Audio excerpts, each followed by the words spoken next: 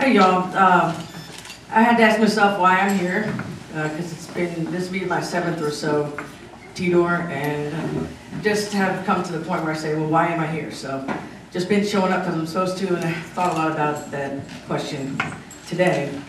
I'm here to honor those who have passed, for the people who were cognizant of their transformative gender journeys, and for those who were not.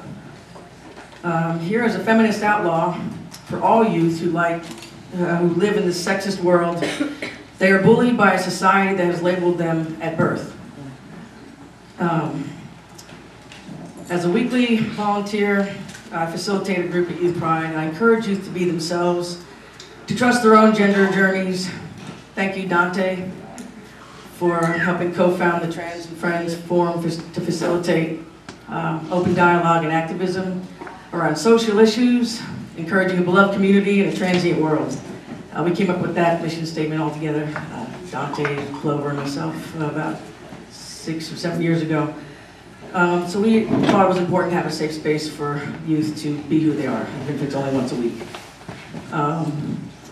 As a member of the Georgia Safe Schools Coalition, I'm here to tell you that we will not stand by while gender non-conforming youth are bullied, and we will not stand by and allow the pressure of this type of bullying to lead to suicide. Rest in peace, Jane Herrera. I'm also here for the allies who stand shoulder to shoulder with us in life and in death. Rest in peace, Erin Bewley. Her funeral was today. She was truly a warrior for the beloved community, and she'll be missed by many trans folks and those who are not trans, but she did a whole lot for our community, and her funeral was today. I couldn't make it because I was at school, but I know a lot of you were there, and I appreciate y'all.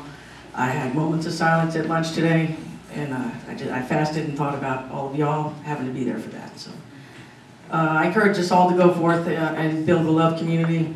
And it is a transient world. You know, nobody's, you know, going through the process of transition. We're all transitioning together. This is a changing world. We need to recognize that. The youth need us to recognize that. They don't need to be locked in with any sort of labels, any sort of categories that's put on them from birth doesn't need to stick. They need to put a Sharpie on their driver's license like I do. They need to do that too. Whatever they need to do. I mean, we just need to be who we are, out of love, like Lisa said. And I think we can make these gatherings more beloved and perhaps for happier reasons in the future. But do what you can for youth and to free this world of the sexism that holds us all down. Thank you. I had my work cut out for me already, having not yet really rolled up my sleeves to stand with you and to work with you. This is, when I was asked to speak, I hesitated because of that. And then I got here and I noticed I was supposed to follow Vivian Elliott. I almost had a heart attack. Who wants to follow performance? But I'm glad that they switched them. But I decided to speak largely because I thought it was important, not only for me to begin to roll up my sleeves and work side by side with you on a call to action and with your call to action, but to reflect, and I thought it was important for all of Atlanta, no matter what your affiliation may be, where you live, what you look like, to take the time to pause and reflect, to remember those who have lost their lives due to hatred and bigotry and anti-transgender bias. But that aside, I wanted to take this moment to begin to erase the indifference that often faces the transgender community, both from largely from outside, and I am guilty of that myself. And so I came across a quote from Dr. King, courtesy of a friend of mine, that I thought was appropriate, that said, one day we will apologize not only for the vitriolic words and actions of the bad people, but also of the appalling silence and indifference of the good people.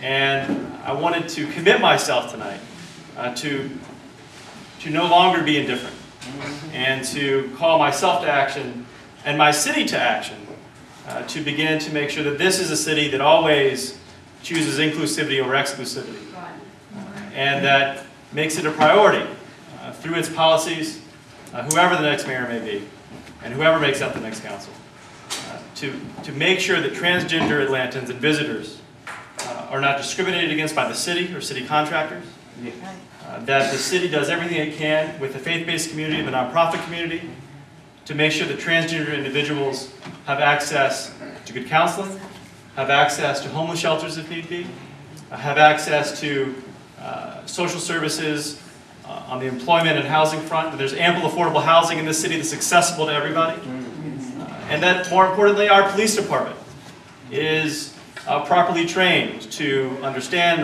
and respect the transgender community.